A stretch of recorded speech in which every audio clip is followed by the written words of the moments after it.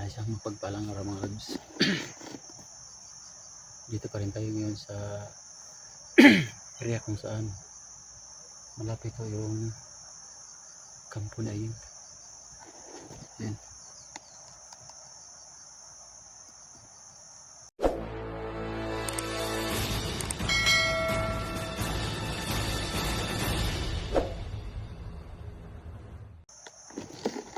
Yan ang kampo na yun mga lods. Man po ako dito mga lods. Baka inilipat-lipat ng ayun si ASJ, pero mga lods, yung si Ayeng Hois ang upload ni Ayeng is tulungan na niya si 44. Ito yun mga lods. Hindi ko natin masasabing maniwala tayo o hindi maniwala. Ang sa atin mga lods, ito po talaga kailangan talaga is huwag kumpiyansa. Baka mapaglinlang yan, baka linlang lang yan ba. Kaya una talagang pangunahing misyon ko dito is makita si 44, saka makita ko si Idol Litra natin, kasi nagkahiwalay kami yung mga nakaraang video namin, hindi pa kami nakikita. Alam ko mga lods na nandito lang siya sa malapit mga lods. Sana mga lods makikita-kita na kami lahat ng mga vlogger, SG team, kasi mahirap ang sitwasyon mo mag-isa mga lods. So relax mga lods. Sana mga lods paki-like, paki-comment, paki-share na rin mga lods sa video natin ito mga lods. Malaking tulong na po yun mga lods sa atin, na tulad ko po ngayon na baguhan pa lang po sa larangang ito. Sana mga lods hindi kayo magsawang sumuporta sa akin at sa buong SG team. Sana hindi kayo magsawang sumuporta. Yan lang mga lods. Saka yung masasabi ko mga lods talaga from the heart, yung pasasalamat ko talaga mga lods. Kaya tuloy tayo sa pag-mission mga lods.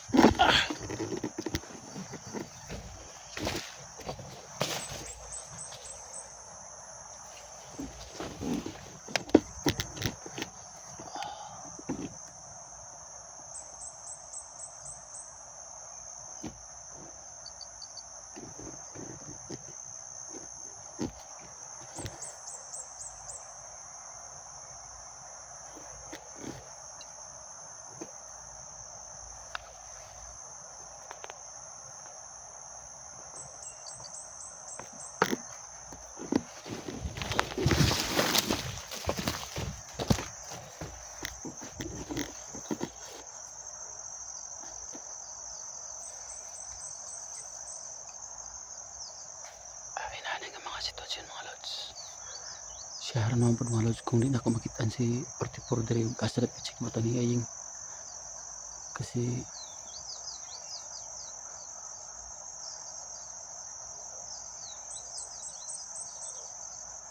para ma-rescue ko na ba, kasi sa sinabi ni Ayeng mga lods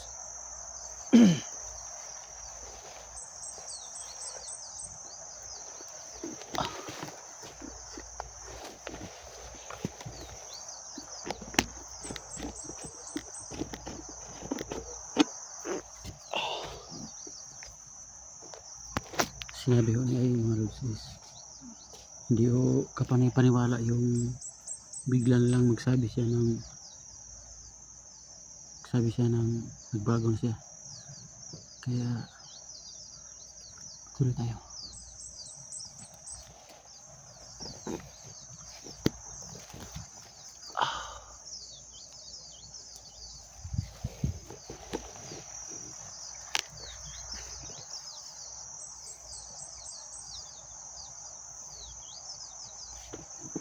Masid lang muna tayo mga lods.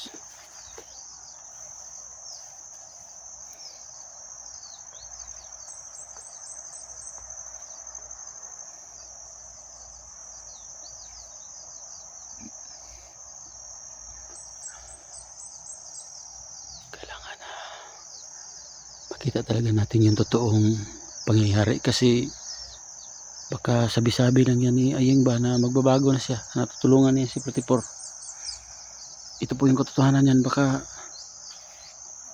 gawa-gawa lang niya. Kaya mabuti ng sure tayo sa ating mga ginagawa.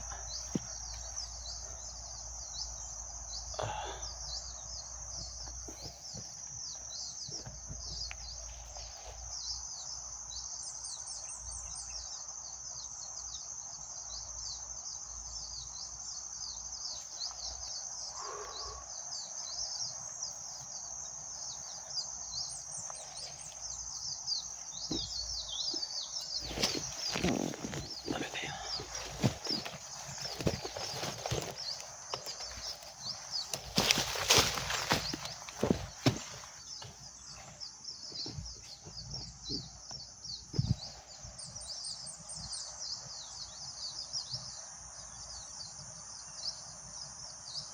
May tao sa loob ng gubat.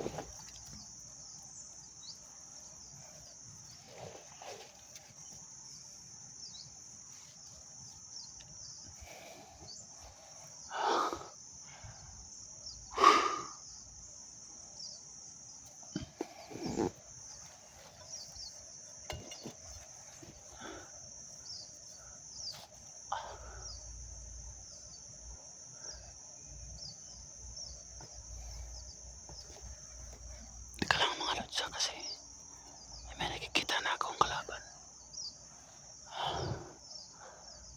Grabe naman yung mga lotsa. Naradol sa payat, naradol sa kampo ni Ayeng. Ako ba kaning tirahon ba ka na ako niyo? Pamanahid lang sa ko. Basi na si 44 yung gitaguan dapat ba? Ano tirada ni ron?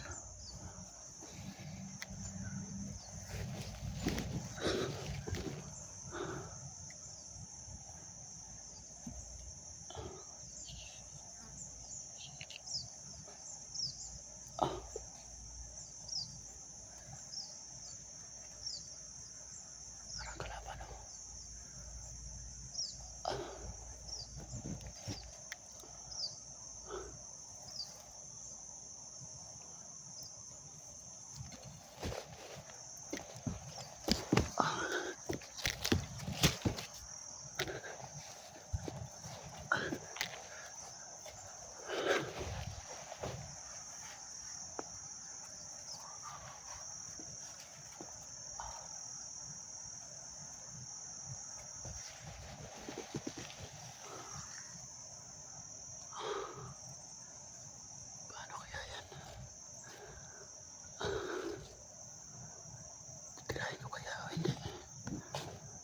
Hindi ko muna titirahin. Magmasid muna ako. Anong gagawin niya?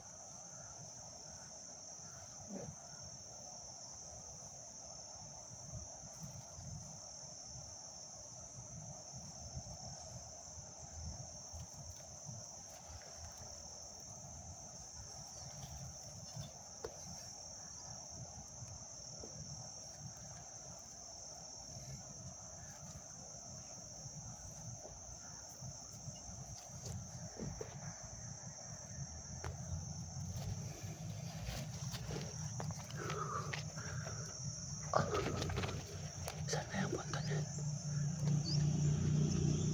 May motor ba?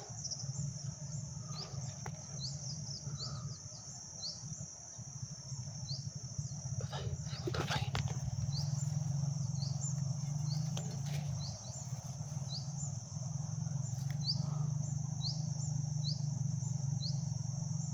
May motor.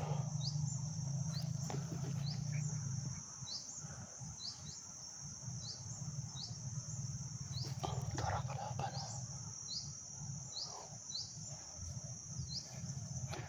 Wala na akong itira kay puntirahon ako. Basi di na noon maka kuha na noon, di na noon makatudlog sa 44. Kasi di ko mutuo nga da lah, ito lagi.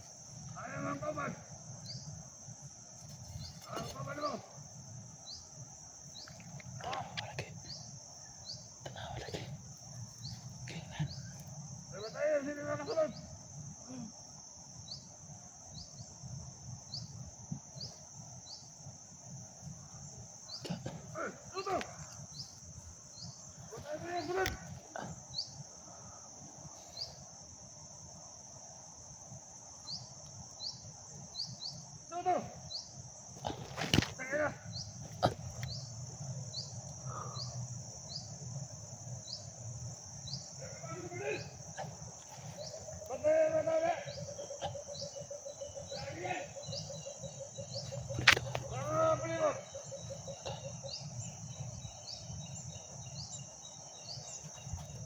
Kalinda balik.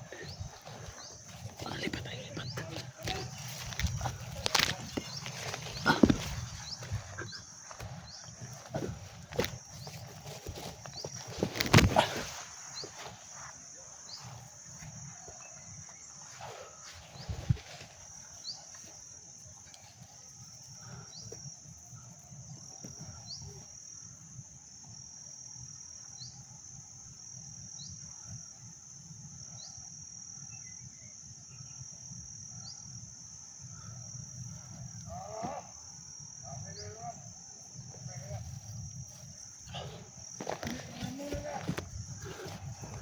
Nakitaan ko.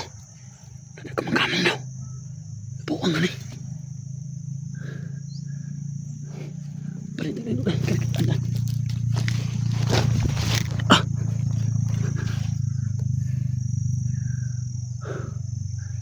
Nakitaan na ta.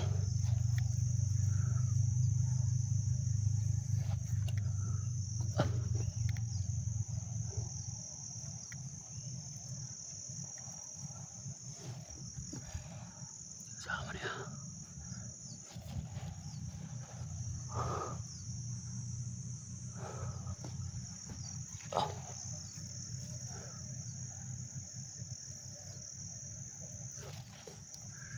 Mga lods, nandito po ako ngayon sa critical area, sa lapit sa kampo na doon. May mga kalaban na dito mga lods na nagpakita sa akin, sinusundan ko. Kaso hindi ko muna tinira mga lods. Alam kong tama yung decision ko na hindi ko muna tinira kasi paano ko malalaman kung nasaan si 44 o nagsasabi ba ng totoo si Ayeng. kung mga tauhan niya mauubos o titirahin ko. Kaya hindi ako ngayon mga lods, sinusundan ko muna. Hindi ko muna tinira kasi wala tong mas maganda na ideya na sundan para malaman kung saan. Ayan.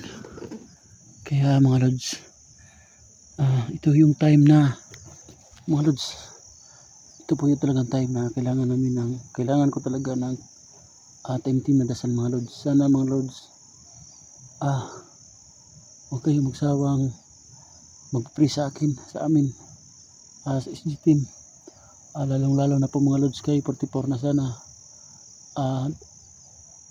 talagang safe siya mga lods, safe siya ngayon mga lods, kasi mahirap na may mga kakampi o mga kaibigan tayo na nasa panganib ang buhay.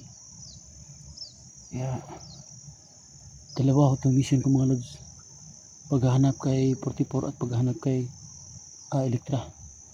So patuloy tayo mga lods.